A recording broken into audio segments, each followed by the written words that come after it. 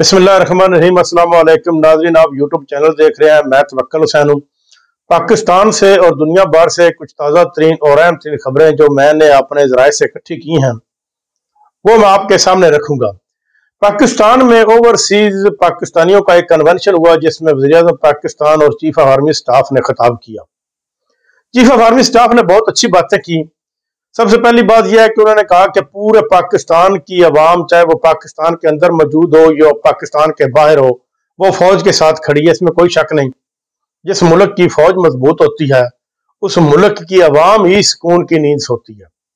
हमारे जो लीडर पाकिस्तान के इस वक्त का बहुत ही मशहूर है, वो कई दफा कह चुके हैं कि फौज भी हमारी, इमरान खान और हम भी फौज के साथ खड़े हैं और फौज मजबूत होगी तो मुल्क मजबूत होगा। अगर किसी मुल्क को आपने तरक्की की राह पर गामजन करना है तो उससे सबसे पहले उसका दिफा मजबूत होना चाहिए।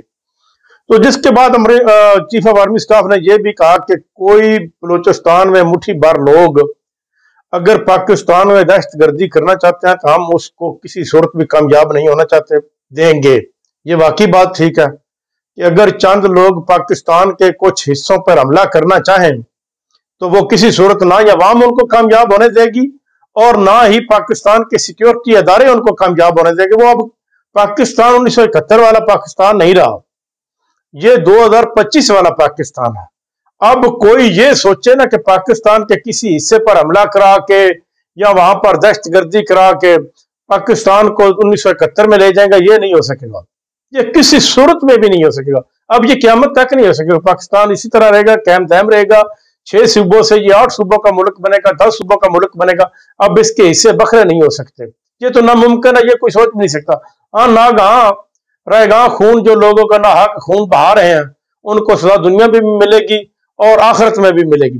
जबकि ओवरसीज पाकिस्तान जो बात करना चाहते थे उनकी बातों को नहीं सुना गया। अलबत्ता चीफ ऑफ आर्मी स्टाफ ने बहुत अच्छी बातें की और साथ ही साथ उन्होंने ये भी कहा कि आज भी पाकिस्तान की आवाम जो है पाकिस्तान की फौज के मुतल्लिक बहुत ही अच्छा ख्याल रखती है। ये बिल्कुल ठीक है। दूसरी जानब जनाब बलूचिस्तान असम्बली से मिनरल और माइंस बिल मंजूर करवा लिया गया है, जबकि बलूचिस्तान असम्बली के मेंबरान को यह भी नहीं पता कि यह बिल किस बात का है, लेकिन उन्होंने पास कर दिया। एक मेंबर ने कहा है कि बिल मेरे आगे रखा है इंग्लिश में लिखकर, और हमें यह बताया गया कि ये कौमी सूबाई असम्बली के मेंबरान की तनख्वाहों में इजाफे का बिल है। तो हमने धड़ाधड़ उसको पास कर दिया और जब हमें बाद में पता चला कि मिनरल और माइंस बिल जो है वो मंजूर करवा लिया गया है। ये अगर मिनरल्स निकलेंगी या निकालते हैं लोग पाकिस्तान से, अगर उनका सही इस्तेमाल और ईमानदारी से किया जाए तो पाकिस्तान इससे तरक्की कर सकता है।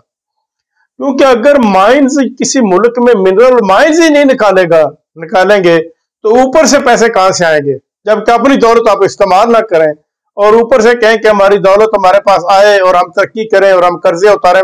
इस तरह तो कर्जे बढ़ते जाएंगे। ये बहुत ही अच्छी बात है अगर इनको सही तरीके से निकाला जाए, लेकिन अगर इनको किसी अपनी हुकूमत को लॉन्ग टर्म देने के लिए या हुकूमत को लॉन्ग टाइम देने के लिए निकाला जाए तो फिर ये नहीं, बिल्कुल अच्छा नहीं होगा। ये बल्कि उल्टा पाकिस्तान की मादनियात का नुकसान होगा। दूसरी, ये एक दफा कन्वेंशन ने जो हमारे चीफ ऑफ आर्मी स्टाफ उन्होंने ये भी कहा कि हम बहुत जल्द पाकिस्तान को तरक्की याफ्ता बना देंगे, बन जाएगा पाकिस्तान तरक्की याफ्ता। लेकिन जो हुकूमत आपने बैठाई है ना फार्म 47 वाली, इनके जरिए नहीं बनेगा। ये तो 40 साल से लोगों को खा रहे हैं, हुकूमत को खा रहे हैं। पाकिस्तान को तरक्की याफ्ता बनना कोई मुश्किल नहीं है, लेकिन इन लोगों के जरिए जो इस वक्त बैठे हैं, किसान पूरे पंजाब में रुल गया है गंदम की रेट के ऊपर। हुकूमत गंदम लेने के लिए तैयार नहीं है। इसके अलावा एंटी क्रोचमेंट वाले रो रहे हैं। हुकूमत खूबसूरत पंजाब बनाने के चक्कर में पड़ी हुई है, जबकि लोगों का उनसे रोजगार छीना गया है, लोगों के ऊपर छत छीन ली गई है। हाँ, अगर वो एंटी क्रोचमेंट के आते हैं, सरकारी जमीन पर आते हैं, तो उनको मुतबादिल जगह दी जाए, क्योंकि वो जो 1947 से बैठे हैं या 47 से पहले के लोग बैठे हैं तो उनको मुतबादिल जगह तो उनकी बनती है। नाज़रीन, नहरों वाला मामला अभी तक यूं का तूं ही है, क्योंकि ना तो बिलावल सामने आ रहा है, ना यासूफ जरदारी सामने आ रहा है, और ना ही वो नहरों वाला मामला हल हो रहा है। आवाम उसके खिलाफ हो चुकी है, जबकि पीपल्स पार्टी वाले جو عہدیداران ہیں وہ اس کی منظوری دے چکی ہیں، اور عمران خان کا ممکن ہے کہ اپریل کے اینڈ تک یا مئی کے وسط تک کہ وہ جیل سے ریلیز ہو جائیں گے، اور دوبارہ الیکشن بھی حکومت کو کرانے پڑیں گے، اور جو ہی حکومت دوبارہ الیکشن کرائے گی تو یہ حکومت جاتی رہے گی اور حکومت عمران خان کو مل جائے گی۔ اب تک کے لیے اتنا ہی، اپنا خیال رکھیے گا، اگلے ولاگ تک جا چاہوں گا، اللہ حافظ۔